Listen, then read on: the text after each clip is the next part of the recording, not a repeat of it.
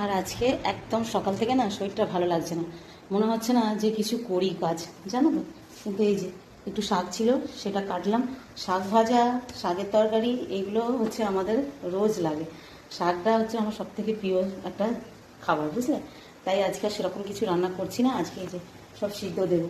এখানে আলু, পটল, আছে বেগুন আর টমেটো, আর এক টুকরো কুমড়ো, এটা দিয়ে আজকে সিদ্ধ ভাত করবো।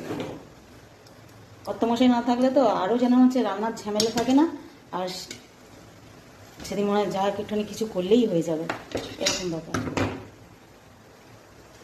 তাই আজকে ছেলেরাও বললো, হ্যাঁ মা এগুলো এরকম সিদ্ধ দিয়ে দাও, আর ওদের জন্য নয় দুটো ডিম ভাজা করে দিতে হবে, আর নয়তো এই সিদ্ধতেই দিয়ে দেবো। দেখা যাক কী খাবে বলে, তাই করে দেবো।